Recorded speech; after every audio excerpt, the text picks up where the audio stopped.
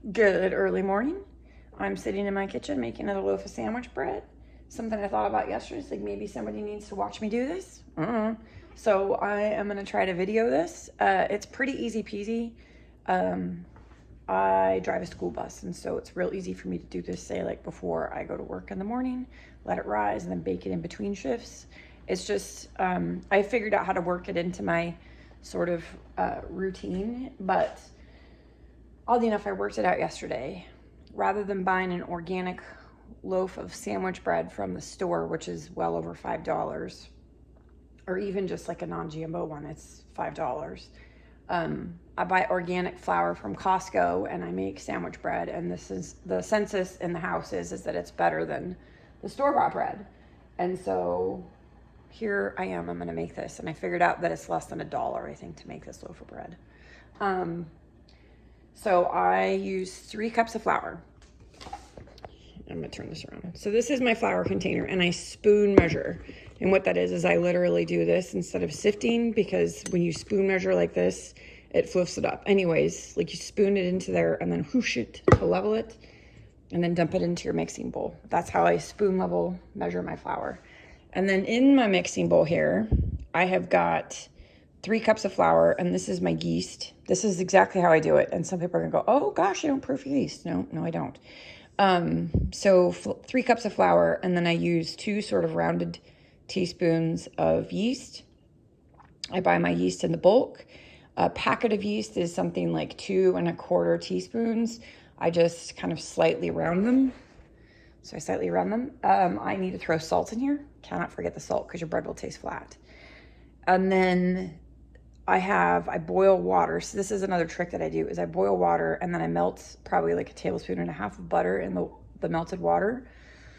Not the melted water, that's stupid. Melted butter in the water. And I use 1/2 cup of water. No, strike that.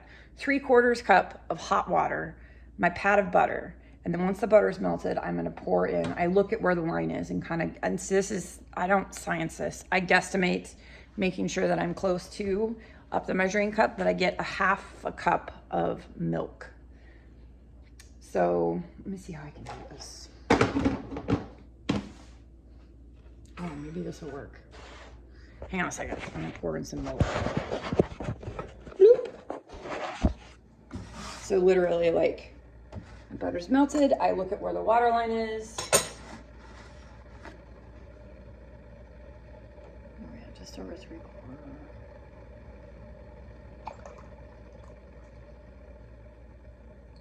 That's roughly my 1/2 cup of milk.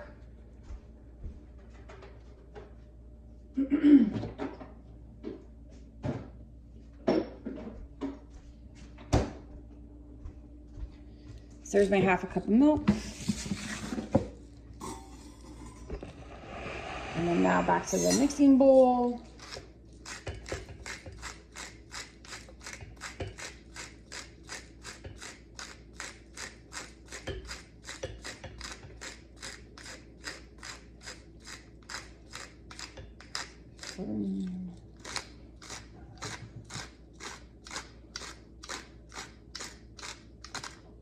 And before somebody freaks out, this is my salt grinder. I have in fact cranked it out and measured to get like a rough measurement, and it literally takes like 40 cranks to get a teaspoon. So I just did 50 cranks. You want to shoot for roughly 1.5 teaspoons of salt in here. Let me grab a spatula. So this is 3 cups of flour, 2 heaping teaspoons of yeast, roughly 1.5 teaspoons of salt. And I turn my bread hook on, and this is my 3/4 cup of water with a melted pat of butter in here, and then 1/2 cup of milk. And then I literally pour this in.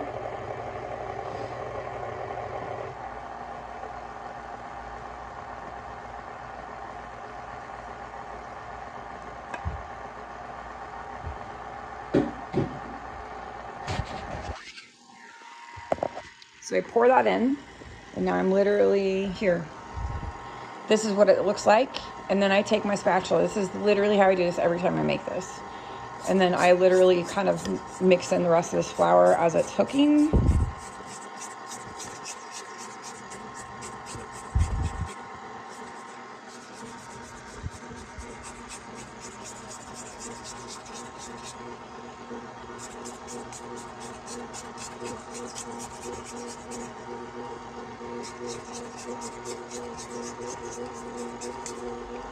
And when I mix this, I go for, it's like a visual consistency. So quite often I'll end up adding like another heaping like spoon of my flour, sometimes two. This is not as bad today because it's been kind of nice and dry. When I say nice and dry, I mean outside, because when it's been dismal and rainy and wet, I literally think it affects how this dough comes together.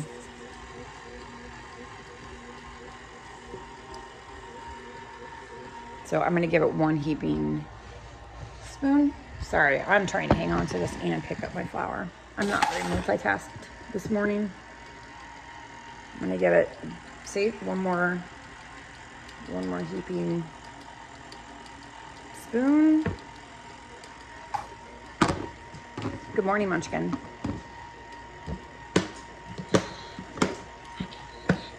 Are you going to hold it? So look, I have a camera bag now. Hold it right there for right now. So then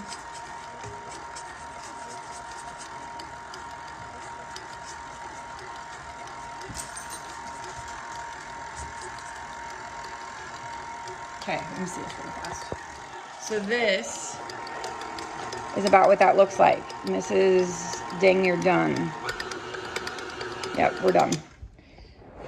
So at this point, I am going to pull it off the hook, and then I'm going to cover my mixing bowl with a flour sack towel, and I kind of cheat a little bit. So I have the light on in my oven, and I did turn the warm on to let it warm up just a little bit, and then I'm going to let that sit there and rise while I'm at work. And then when I come home from work, I will take another video and show you what the bread dough looks like, and then try to piece together what it looks like after I bake it. This is literally real time. Here we go. Okay, so I'm gonna say take two. It's sort of a take two of three. I am late getting home from, oh, you don't wanna see that. I'm late getting home from work. Bread dough has raised, already fallen down. So this is literally the next step in this whole, let me see if I can get this to work. Makeage of the bread. So here's the bread dough. This is how hard this is not. I literally, if you can see, there is flour on the surface of my counter here. I might need this a little bit, but not terribly a lot. So, turn that off. So here's this, and then I'm literally flouring my fingers. Yeah, I'll probably need some flour into this. I play with a little bit more moist bread dough that comes from making sort of my no-knead Dutch oven bread. It's typically a more wet dough, but we love it, and so that's kind of the consistency. I don't know. This is just what I do. Like, and actually, I'm not even going to add more flour because this feels really good. This feels really good. So I've kneaded it that for as little as I've kneaded this. And now I'm kind of just going to roll this like that into a, see that longish looking thing? There we go. Longish looking thing. See, technical terminology here. And then I'm going to take, I use a glass one. I've also got a metal one, but I find I like the glass because it doesn't brown as hard on the outside bottom. You like the bottom side crust? I feel like with my metal pan, it will get kind of extra. Oh, that was a lot. Don't mind me. Drop the olive oil capper bopper. Technical terminology there, capper bopper. So I'm going to use just a paper towel and I'm literally gonna grease the inside of this.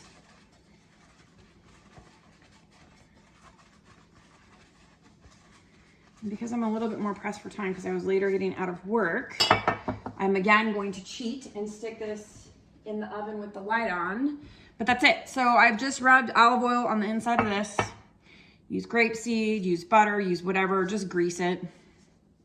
And then I'm just going to lay that sort of loaf log blob of dough like this. And I'm gonna let it rise. I wanna let it sort of get poofed up to about here because that's what works well in a spread pan. And then that's it. And then yeah, so here. This is the loaf so far, and then we're gonna let that rise, and then I'll be back when we bake it. It's a couple days later, and I wanted to give a bread update, and this is hopefully all gonna go into one video. Here's my loaf. It's not as big as it normally is, and the reason being is because I didn't let it do the second rise in the pan as long as normal. That was just a time crunch.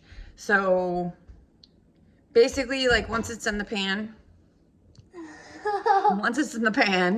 I let it rise, and I let it rise in the oven with the light on, and then I baked it at 350, and in my oven, I know I bake it for about 38 minutes, but basically like 35 to 40 minutes until the top's kind of that goldeny brown, like till it's about that color. So that's basically it. That's the end of what I do. So I'll try to write out the whole recipe, how long I bake it for. And the bread usually, because I let it second rise longer, I only let it second rise for maybe 45 minutes. I normally let it second rise for a couple hours sometimes. But anyways, yeah, that's it. That's that's it in a ball of wax. So hopefully somebody finds this helpful, and then you can start making some sandwich bread, or at least try. But it's delicious, and the family prefers this over store-bought bread.